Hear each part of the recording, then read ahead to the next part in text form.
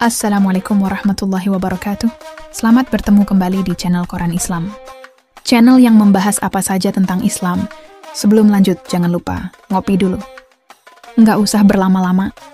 Yuk, mari kita mulai.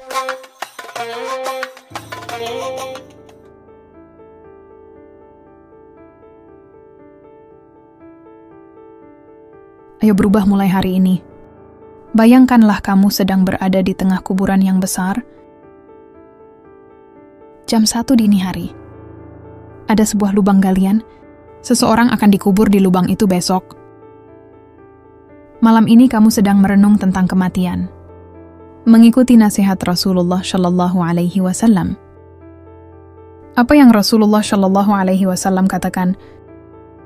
Perbanyaklah mengingat penghancur kenikmatan, yaitu kematian. Saat ini kamu ada di lubang itu dengan kaki menjulur masuk. Di sekelilingmu gelap, tidak ada seorang pun kecuali kamu. Kamu dikelilingi oleh kematian dengan segala dinginnya. Suasana yang membuatmu menggigil ketakutan. Ada banyak tulang di sekitarmu. Kamu dikelilingi oleh mereka yang pernah hidup di bumi. 100 tahun yang lalu, ada orang yang menikah dengan bahagia. Bersukacita mendapat kabar akan hadirnya seorang anak. Penuh dengan kegembiraan. Namun di saat berada di atas tanah, kebahagiaan itu terenggut ke dalamnya. Dari ratusan ribu orang mati, kamu berdiri sendirian di tengah mereka. Benar-benar sendiri. Merenungi bahwa pada akhirnya, hal ini juga akan terjadi padamu. Bayangkan dirimu di kuburan itu. Bayangkan terkubur di dalam tanah. Orang-orang meninggalkanmu sendirian dan melupakanmu dalam 2 minggu. 2 minggu kemudian, mereka yang meratapimu mulai bisa tertawa lagi. Melanjutkan kehidupan mereka dengan segala iramanya. Mereka mengingatmu sekali atau 2 kali dalam sehari. Dan itu memudar. 3 tahun kemudian, hampir tak ada yang tersisa. Orang-orang mengingatmu saat tanggal kematianmu, melanjutkan kehidupan mereka. Kisah yang kuceritakan bukanlah dongeng semata. Ini kisah yang pasti akan terjadi padamu dan padaku 100%. Apakah kamu hidup di atas tanah hari ini? Apakah kamu akan dikubur dalam kurun waktu 100 tahun? Kita berbicara tentang sesuatu yang pasti terjadi. Sekarang atau nanti? Kamu tahu ada pepatah yang mengatakan, Kullu atin qarib. Segala sesuatu yang akan terjadi, itu sudah dekat. Saat kamu ada di dalam tanah, saudaraku, orang-orang tetap menjalani kehidupan mereka di atas tanah. Dengan semua kebisingan dan kegembiraan untuk dunia ini, kamu terbaring di bawah. Sementara mereka berjalan di atasmu, bayangkan seorang pria yang baru saja lulus ujian mengemudi. Dia berseru dengan penuh kegembiraan. Dia berjuang, mengikuti ujian 2-3 kali. Dan akhirnya sangat bahagia. Lihat orang lain. Ada seorang ayah di rumah sakit yang memegang anaknya di pelukannya dengan sangat gembira.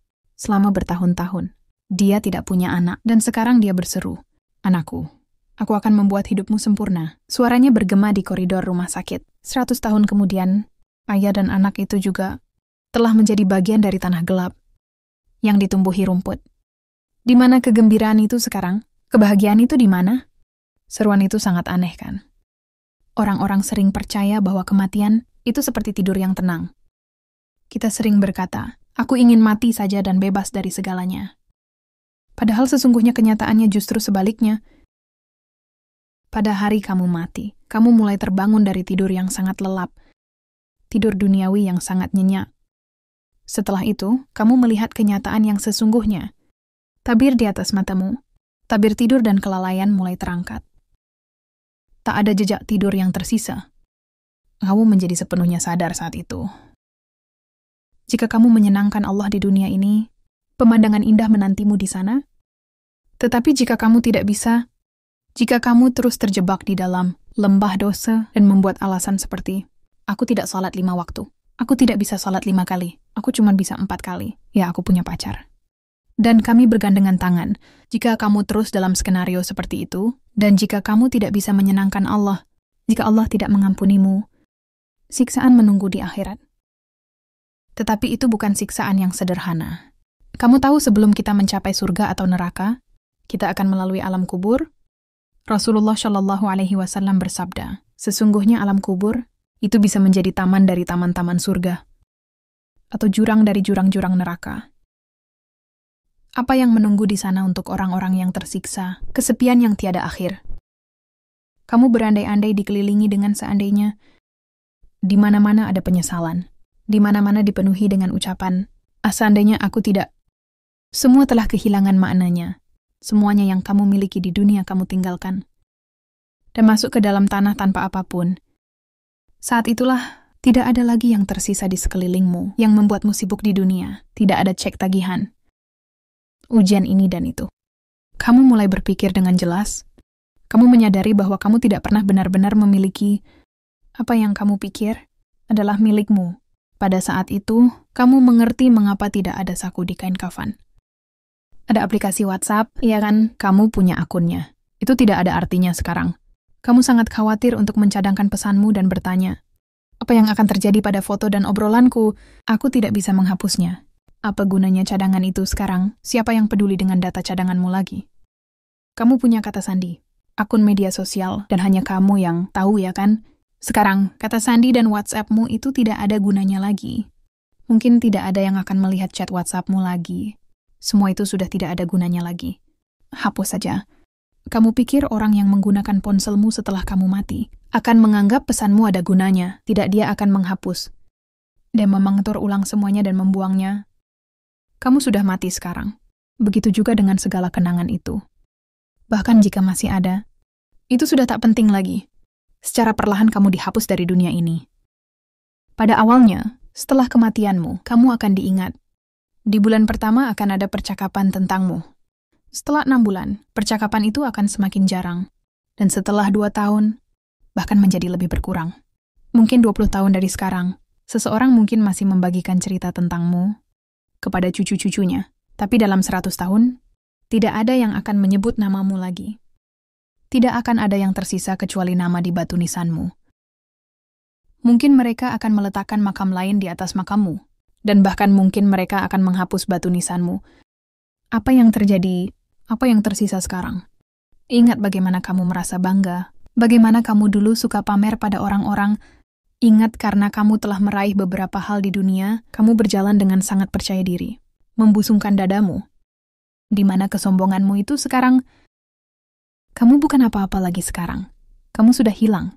Kamu sudah dihapus. Kamu menjadi nol. Apa bedanya jika orang mengingatmu? Katakanlah mereka mengingatmu, dan kamu membuat sejarah. Semua orang di dunia berbicara tentangmu. Apakah diingat oleh orang lain itu bermanfaat bagimu? Atau apakah itu berpengaruh saat kamu berada di dalam kubur? Apa artinya jika kamu ada di dunia atau tidak? Jika kamu terus mengikuti jalan yang sesat dan terlarang dengan teman-temanmu, dan jika kamu melakukan kebodohan tanpa memperhatikan halal dan haram, maka mereka akan memberimu penghargaan, lalu berkata, silakan kuburkan dia. Dia melakukan ini dan itu di dunia. Dia memiliki pencapaian itu. Pada akhirnya, semua hal ini tidak ada artinya sama sekali. Mereka akan berkata, kuburkan dia. Kami tidak perlu berurusan dengannya. Lemparkan tanah ke atasnya. Kubur dia. Apa yang harus mereka lakukan? Meletakkan fotomu di batu nisan. Haruskah itu foto dirimu yang keren? Apakah itu penting jika mereka melakukannya atau tidak? Ingat, inilah konsekuensinya. Jika kita gagal menyenangkan Allah, jika kita berhasil menyenangkan Allah, hal-hal yang sangat indah akan terjadi. Harap jangan tersinggung atau kecewa, karena aku memberitahumu hal ini. Selama ini mereka sudah memberitahu kita hal-hal baik. Tapi apa yang berubah? Kamu datang sholat Jumat. Masya Allah, barakallah. Lihat orang lain, mereka bahkan tidak sholat Jumat. Kita selalu merasa lega ketika melihat orang-orang yang lebih buruk dari kita, tapi kita tidak jadi lebih baik. Apakah kamu ingin menjadi orang yang lebih baik? Mulailah dengan menerima bahwa kamu memiliki kekurangan. Ketika kamu melihat hamba-hamba Allah yang dicintai, apakah mereka berkata, aku luar biasa, aku sempurna? Mereka selalu melihat diri mereka kurang. Seiring mereka tumbuh secara spiritual, mereka menjadi rendah hati. Tapi saat kita semakin kecil, kita menjadi angkuh. Ayo kita sembelih hawa nafsu kita, lawan ego kita. Ini adalah percakapan yang akan membantumu. Lupakan pujian seperti, Masya Allah, barakallah kamu luar biasa. Tinggalkan semua itu, kamu meninggalkan sholat 5 waktu dalam hidupmu. Apa maksudmu? Kamu melalaikan salat 5 waktu. Ingat, salat adalah hal yang paling penting setelah iman. Satu-satunya yang disebut oleh Rasulullah Shallallahu Alaihi Wasallam sebagai tiang agama. Kamu tahu salat yang seharusnya menjadi dasar agamamu. Hal yang paling penting hilang dalam hidupmu. Siapa yang seharusnya menghiburmu? Apa kalimat yang kamu harapkan? Kamu perlahan menjadi seseorang yang bahkan tidak layak disimpan sebagai kontak di ponsel orang. Kamu tidak seharusnya berusaha menyenangkan orang-orang yang tidak akan berarti bagimu. Kamu seharusnya berusaha menyenangkan Allah dan mendapatkan ridhonya. Izinkan aku memberitahu kamu hal yang paling berat, saudaraku. Setelah kamu meninggal, orang-orang yang kamu sayangi menghadapi situasi yang sangat sulit. Mereka membuka pintu kamarmu. Mengapa? Karena tidak ada lagi yang akan tinggal di kamar itu. Mereka masuk karena terpaksa. Mereka mulai mencari barang-barang yang dulu kamu anggap pribadi. Mereka mengambil buku harianmu. Kamarmu penuh dengan kenangan, penuh dengan pengalaman. Dinding itu telah menyaksikan kesedihanmu, telah menyaksikan tawamu. Tapi tetap saja, mereka harus mengeluarkan barang-barangmu. Jasmu masih di sana, lihat masih menggantung. Ingat sepatu yang kamu pakai di acara-acara spesial. Mereka cukup mahal, dan kamu berjuang untuk membelinya. Ada kalungmu di sana, lihat yang sangat berarti bagimu. Kamu punya buku dengan catatan di dalamnya. Ada cangkir kopi yang menemanimu di musim dingin. Kamu memiliki banyak kenangan dengan barang itu. Tapi sekarang, semua itu akan menemukan pemilik baru. Barang-barangmu akan menghibur pemilik baru. Untuk sementara waktu, tentu saja saudara-saudaramu tidak ingin mengambil barang-barangmu. Kenapa? Karena mereka tidak ingin mengingatmu. Karena mereka menderita saat mengingatmu. Mereka ingin menyingkirkan barang-barang itu. Mereka harus memberikan barang-barangmu pada orang lain. Sekarang orang lain memakai sepatu milikmu. Jasmu ya jasmu. Saat ini jasmu menghangatkan orang lain. Orang asing memakai gelangmu di pergelangan tangannya. Dengan kata lain, apa yang ada di bumi tetap di bumi. Seperti yang diperintahkan oleh Allah dalam Al-Quran. Bukankah kami telah memanjangkan umurmu dalam masa yang cukup untuk dapat berpikir? Bagi orang yang mau berpikir, pikirkan itu. Tentu saja kita diberikan umur yang panjang. Tapi jika kamu hidup selama 60, 70 tahun dan tidak pernah serius memikirkan semua ini, saudaraku, pikirkan sekarang. Tak perlu mengalami skenario buruk yang telah kita bahas. Tuhan kita ingin mengampuni kita, ingin memaafkan kita. Allah ingin kamu melangkah ke surga. Kamu tahu, dalam hadis suci Tuhan kita berkata tentang hambanya, jika hambaku mendekat kepadaku sejengkal, aku mendekat kepadanya sehasta. Dan jika dia mendekat kepadaku sehasta, aku mendekat kepadanya sedepa. Dan jika dia datang kepadaku dengan berjalan, aku datang kepadanya dengan berlari. Makna ini disampaikan. Jadi kamu juga harus mengambil langkah, saudaraku. Itu tidak terlalu sulit. Buatlah daftar hal-hal haram dalam hidupmu. Mulailah menghilangkannya dari hidupmu satu persatu. Dan jadikan salat 5 waktu sebagai bagian dari hidupmu. Mulailah salat 1 atau 2 kali sehari. Jika mungkin, segera mulai salat 5 waktu. Ambil sajadahmu. Cukup katakan bismillah. Itu tidaklah sulit. Kamu tidak diminta untuk melakukan sesuatu yang ekstrim. Seperti mendaki Gunung Everest. Kita hanya berbicara tentang salat selama setengah ataupun 1 jam sehari. Selain itu, ini tidak hanya akan menjadi cara bagimu untuk masuk surga. Kamu juga akan merasakan ketenangan yang mendalam di dunia. Ini hatimu akan dipenuhi dengan kedamaian saat kamu tidur di malam hari. Kamu tidak akan tidur dengan hati yang gelisah, melainkan dengan hati yang tenang. Kamu akan mimpi indah, dan bangun di hari yang bersinar. Segala sesuatunya akan terlihat lebih indah. Pertolongan Allah akan masuk ke dalam hidupmu. Mungkin masalah dan cobaan yang kamu hadapi saat ini yang membuatmu bertanya, kenapa Allah memberiku begitu banyak cobaan? Mungkin karena jarang salat. Mungkin Allah sedang mencoba membuatmu memahami sesuatu. Istilahnya jika tidak lulus ujian, maka kamu harus mengulang. Jika kamu tidak memahami pelajarannya, Allah sedang mencoba memberitahumu sesuatu yang penting. Dia berkata, atur hidupmu di jalan yang benar. Tapi kamu tidak mengerti. Lalu kali ini dia memperingatkanmu dengan lebih keras. Dia sampaikan dalam bahasa yang bisa kamu pahami. Kamu mendapati dirimu dalam situasi yang sulit dan mendominasi pikiranmu. Kamu masih tidak mengerti, pintu mulai diketuk lebih keras kali ini. Tapi kamu masih tidak mengerti. Ketukan di pintu semakin keras. Kapan kamu akan memahami peringatan Allah? Kapan kamu akan mengerti? Lihat peristiwa-peristiwa. Ini adalah cara untuk kamu memahaminya. Ketika kamu memahami bahwa Rabb-mu ingin memberitahumu untuk menempatkan hidupmu di jalan yang benar. Dan ketika kamu mulai melakukannya, kamu akan melihat bahwa semuanya mulai membaik. Semoga kita semua memasuki kubur kita dalam keadaan yang diridhoi oleh Rabb kita. Insya Allah, dan insya Allah 100 tahun dari sekarang, kita akan berada di tempat yang indah. Aku berharap seperti itu. Jadi apa yang menunggu kita setelah kita memasuki kubur? Pertanyaan-pertanyaan ini bisa dijelaskan secara rinci. Tetapi singkatnya, ada momen sakaratul maut. Momen kematian adalah serangan terakhir setan. Kemudian malaikat maut mencabut nyawa. Kehidupan di alam kubur dimulai. Di dalam kubur, kamu akan ditanya oleh malaikat mungkar dan nakir. Setelah itu, hari kiamat dimulai. Kamu akan tahu, setelah kamu mati, kamu tidak langsung pergi ke surga atau neraka. Tapi kamu menunggu di alam kubur. Sampai kapan? Sampai hari akhir, ketika kiamat terjadi. Setelah itu, manusia akan dibangkitkan menuju padang mahsyar.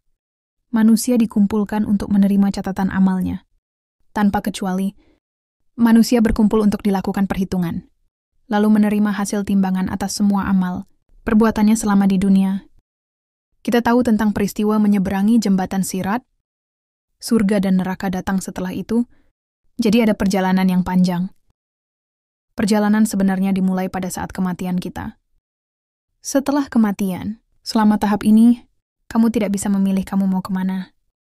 Kamu dipaksa untuk menerima keputusan kemana harus pergi. Berdasarkan apa yang kamu lakukan sebelum mati, misalnya pada saat ini, kamu berniat untuk melakukan sesuatu yang baik.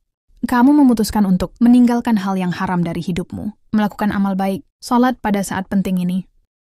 Setan mungkin akan menggodamu dengan mengatakan, kerjakan nanti saja. Habis ini dia mungkin berkata, pertama menikahlah. Perhitungan ini sudah dimulai sekarang. Keputusan yang kamu buat sekarang, pada akhirnya akan menentukan jalan yang kamu ambil. Setelah mati, mungkin kamu belum siap untuk membuat perubahan dalam hidupmu. Saat ini aku tidak tahu. Aku tidak bisa menilai siapapun, tapi kamu tahu, ada istilah, meskipun pembawa pesan pincang. Pesan yang dibawa adalah benar. Maaf jika kata-kataku keras dan menyinggung siapapun. Tapi kebenaran ini harus disampaikan. Tidak ada yang bisa mengklaim tempat yang terjamin di surga. Kenyataan tidak berjalan seperti itu. Aku bertaubat untuk kesalahan-kesalahanku di masa lalu. Aku mencurahkan pagi dan malamku untuk melayani agama Allah secara sukarela. Aku berharap Allah akan memberiku ridhonya. Aku sangat berharap. Ini bukan seperti ini tidak akan terjadi. Aku sangat berharap. Aku percaya pada rahmat Rabbku. Insya Allah, 100 tahun dari sekarang. Ketika kita semua bangun, semua orang di sini, kita semua, akan membuka mata kita di surga. Dan berkata, Alhamdulillah, pada saat itu, semua kesulitan, cobaan, penderitaan, hutang, stres, dan rasa sakit. Karena perpisahan dari orang-orang yang kita cintai, akan hilang, semua kekhawatiran kita akan berakhir. Kita akan berkata, Bismillah untuk surga yang indah. Saudara-saudaraku,